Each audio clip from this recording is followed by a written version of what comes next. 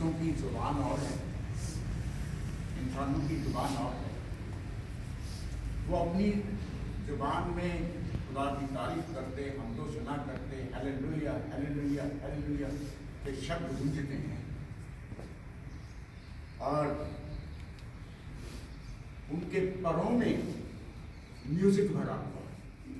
तो जैसे ही फरिश्ते अपने पर होते हैं तो तरह तरह के म्यूजिक इंस्ट्रूमेंट्स बजने लगते हैं, शहनाइयाँ गूंजने लगती हैं और तार से तार लेकर के खुदा की कस्तिश में कृष्ण गान जो है वो चले जाते हैं लगातार।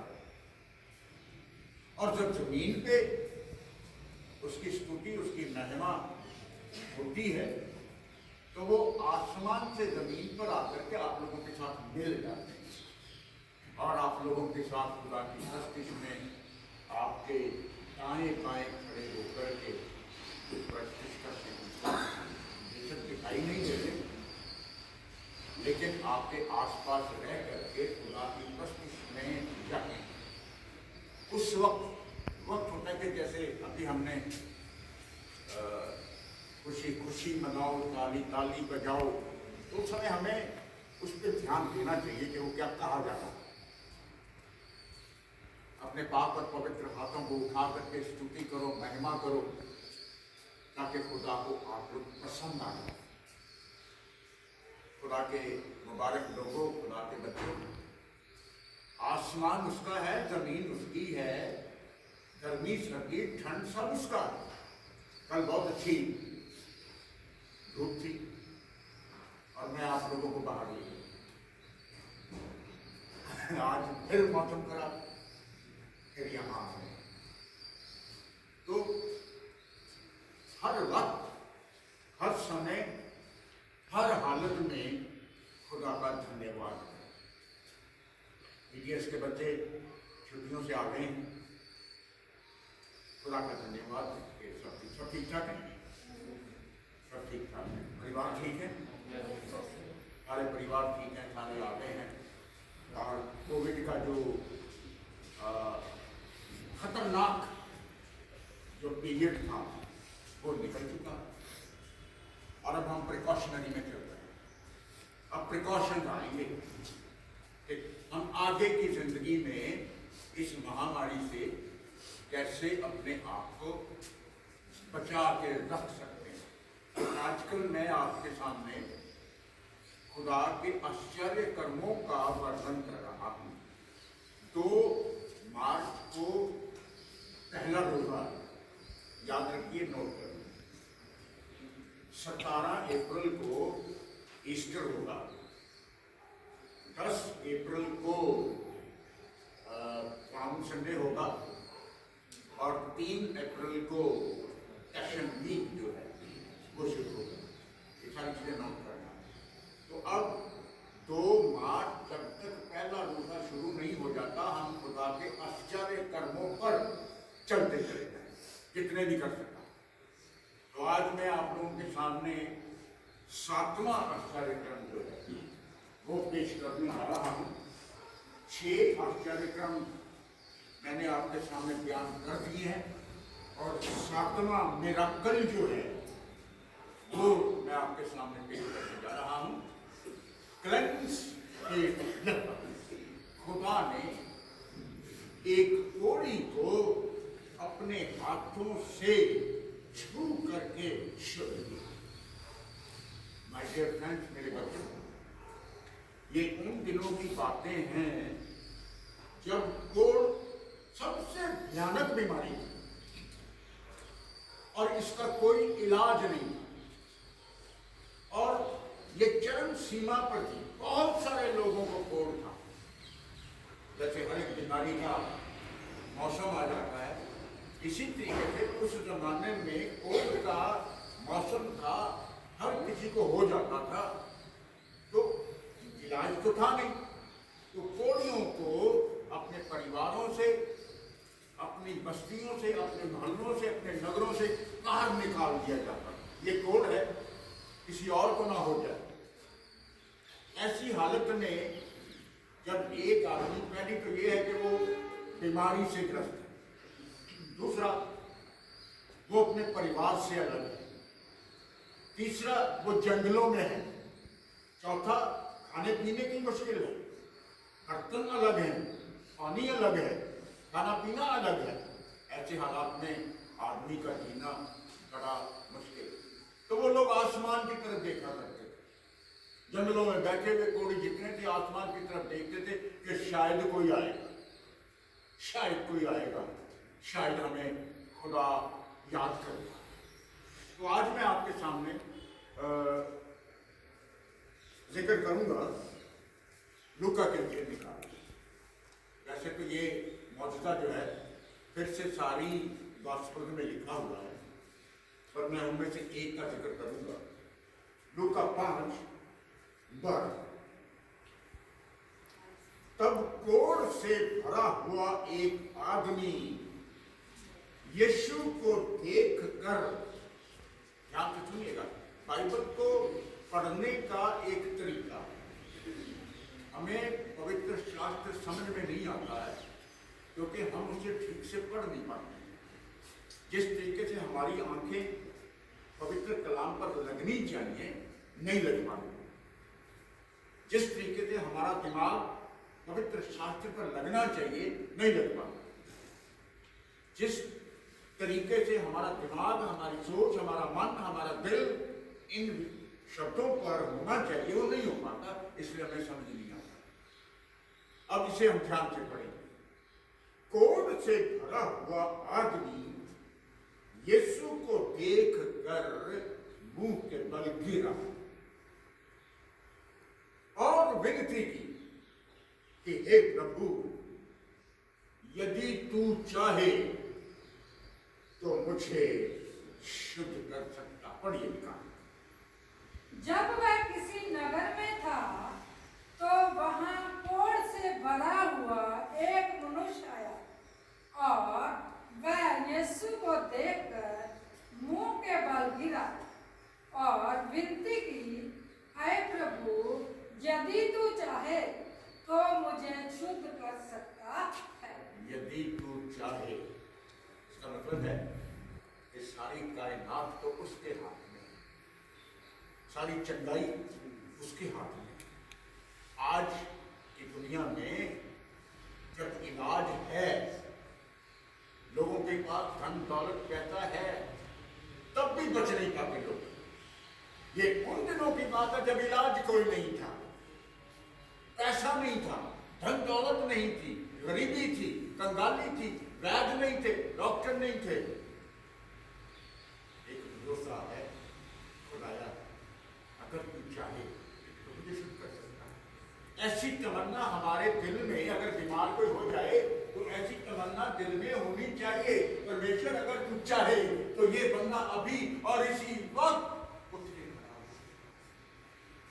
आपकी आवाज में वो शक्ति आ जाएगी, आपकी बातों में वो चंगाई का सोच जो है वो आ जाएगा, आपकी आवाज में खुदा की आवाज मिल जाएगी।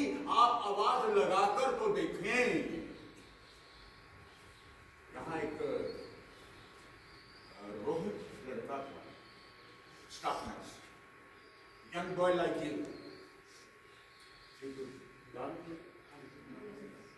स्टाफनेस लड़का था। उसे अचानक से कार्डियक अरेस्ट हो गया सीसीयू में। सुबह का वक्त था, मैं अभी घर से निकला ही था, तो रास्ते में मुझे पता चला रोहित को अरेस्ट हो गया एंड ही इज डेड। बहुत सारी भीड़ सीसीयू में चारों तरफ भरी हुई।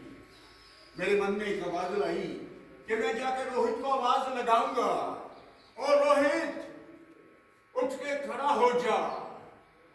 विचार आता गया और मैं उसी उठेड़-बुन में रहा। जब मैंने शीशी का दरवाजा खोला, वहां पर हॉस्पिटल के जितने सीनियर लोग थे सारे वहां आ गए। एकदम से मेरा पांव रुका, आवाज रुक गई। अगर खुदा ने मेरी आवाज को ना सुना तो क्या होगा? मैं शांत हो गया, चुप हो गया। मैं मैंने उस रोहित का आवाज नहीं लिया। बहुत प्यारा बच्चा था, बड़ा खूबसूरत लड़का था, बहुत जवान लड़का था, अनमैरिड था। अभी भी कई बार उनके रिश्तेदारी में जब मैं कल में बात करता हूँ तो मैं ये किस्सा सुनाता हूँ। खेल बहुत किया कि मैं इसका आवाज लगाऊं, रोहित क्या उसकी आपकी आवाज में खुदा अपनी आवाज मिला करके उसको दोबारा कर सकता। आप अपनी आवाज पर मैं तो नहीं कर पाया, और उस बात के लिए मैं खुद अपने आप में शर्मिंदा होता हूं कि मुझे आवाज लगानी चाहिए, नहीं लगा। मैं तुझसे, ये आदमी कोड से भरा हुआ है, करके कोई शानी नहीं, कोई मदद नहीं, खुदा की तरफ देखता है, खुदा को देख करके मुंह के बल गिर गया, विनती की कि हे प्रभु यदि तू चाहे तो मुझे शुद्ध कर सकता है। बच्चों से दूर है, परिवार से दूर है, रास्ते में पड़ा हुआ है, यीशु को देखा। अब देखिए, यीशु को देखा, मुंह के बल गिरा, विनती की यदि तू चाहे तो मुझे चंगा कर सकता है। यीशु ने उसकी ओर देखा। ये सातवां मौजूदा है।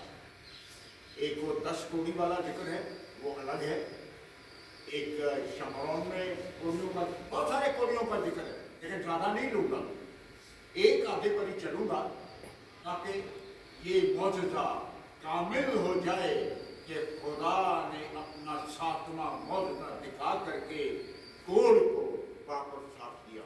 मैं चाहता हूं, यीशु ने कहा, लूका 5:13 जवाब लिखा हुआ है। यीशु ने उसे देखा, उसे छुआ। कोड़ के पास से नहीं कोई निकलता, कोड़ के पास से कोई नहीं निकलता है। यीशु एक ऐसी महान शक्ति है, उसे उसके पास गया, उसे छुआ और कहा, पढ़िए, उसने हाथ बढ़ाकर उसे छुआ और कहा, मैं चाहता हूं तो शुद्ध हो जा, और उसका कोढ़ तुरंत जाता रहा। खुदी को कर बुलंद करना के हर तदबीर से पहले, खुदी को कर बुलंद इतना कि हर तदबीर से पहले खुदा तुझसे पूछे, खुदा बंदे से पूछे, बता तेरी रजा क्या है। खुदा बंदे से पूछे, बता तू चाहता क्या है। ऐसा अपने आप को, अपने मय्यार को इतना ऊंचा कर, इतनी स्तुति, इतनी महिमा में चले जाओ, इतना विश्वास रखो कि खुदा आपसे पूछने पर मजबूर हो जाए कि बता मुझे क्या करना है। रिजल्ट आपके सामने है, लिखा गया, भी पढ़ा गया, और उसका कोड़ तुरंत जाता है। खुदा का सातवां मौजूदा है कि उसने गोलियों को वापस साफ किया, एंड छोटे न्यूबॉर्न बच्चों की तरह जिस्म हो गया, कोमल जिस्म हो गया, पाक और साफ हो गए, और मसीहा हमारा मुक्तिदाता है। उसका कोड़ तुरंत ठीक हो गया। ये ऐसा ही मौजूदा है जैसे कल मैंने जिक्र किया था। इस ऐसे मौजूदा का जिक्र सारे गॉस्पेल में फिर से आया। मत्ती के इंजील में इसका जिक्र है, मरकुस में इसका जिक्र है, लूका में इसका जिक्र है। खुदा आज इस मौजूदे के जरिए ना आपसे भी कुछ कहना चाहता है। मत्ती की इंजील उसका 10 उसकी 8वीं बयान करती है, खुद खुदा बंदे से पूछे, बता तेरी रजा क्या है। खुदा आपको एक हुक्म देता है। क्या हुक्म है? उसने आप लोगों को अपना बेटा, अपनी बेटी बनाया हुआ है। तुमने उसे नहीं चुना, उसने आपको चुना हुआ। हुक्म मिला है कि तुम जाओ और बीमारों को चंगा करो। पहला हुक्म है। सिर्फ किस चीज से?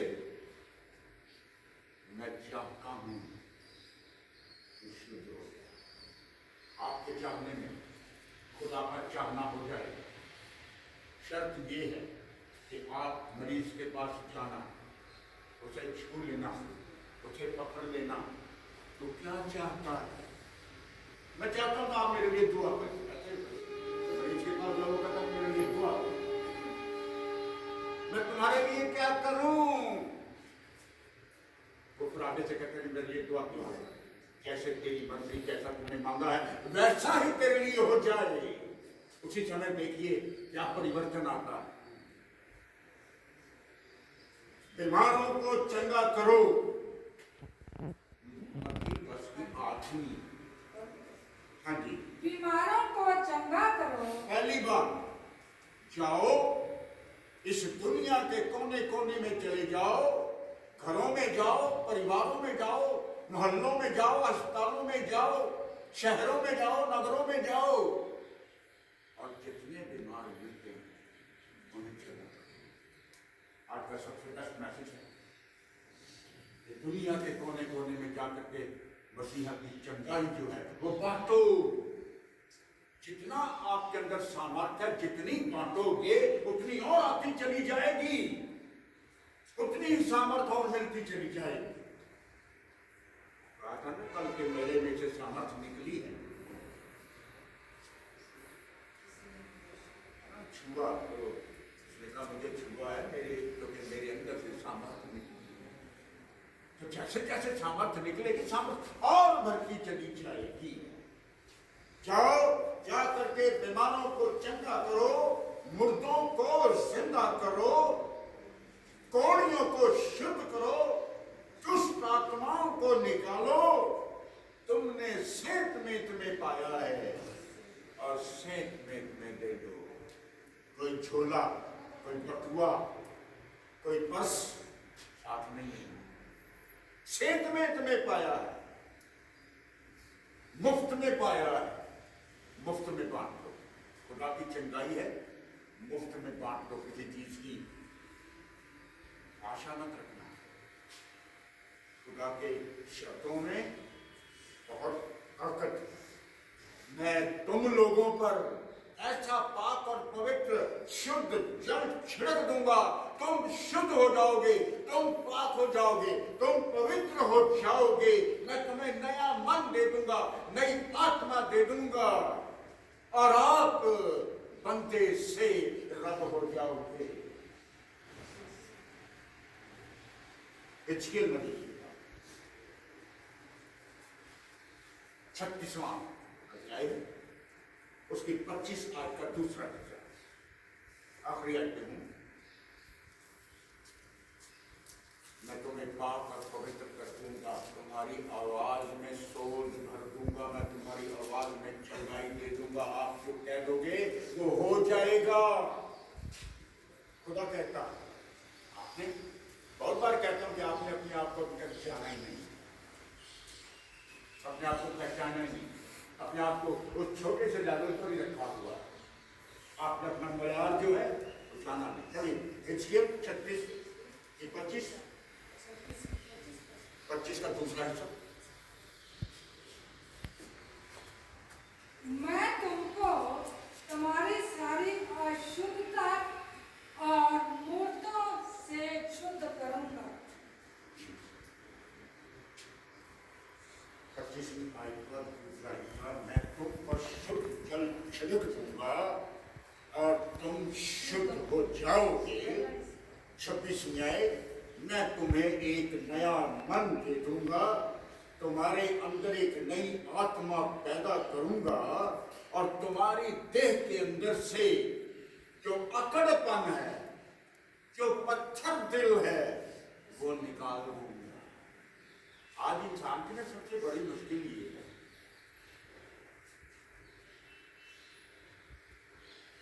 कि वो पकड़ काम बना हुआ है। चुपते तो वो हैं जिनमें जान होती है, अकड़ तो मुर्दों की पहचान होती है। आज वो कहता है अकड़ वाला दिल जो है ना, पत्थर वाला दिल जो है, वो मैं निकाल दूंगा और तुम्हें कोमल मांस का दिल दे दूंगा, जो लोगों के लिए धड़के, जो जो आसपास वालों के लिए धड़के, मैं ऐसा दिल दे दूंगा, मैं अपनी आत्मा तुम्हारे बीच में डाल दूंगा कि तुम मेरी दी हुई विधियों पर चल सको और मेरे नियमों को मानकर उसके अनुसार काम करो। खुदा का पहला हुक्म है एक दूसरे की इज्जत करें, एक दूसरे का प्यार, एक दूसरे को प्यार करें, एक दूसरे का मान करें। आप करते हैं?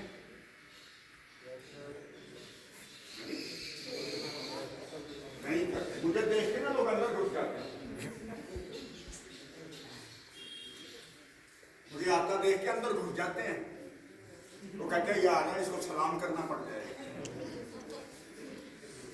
दरवाजे पे खड़े खड़े अंदर वो आ रहा है सलाम करना।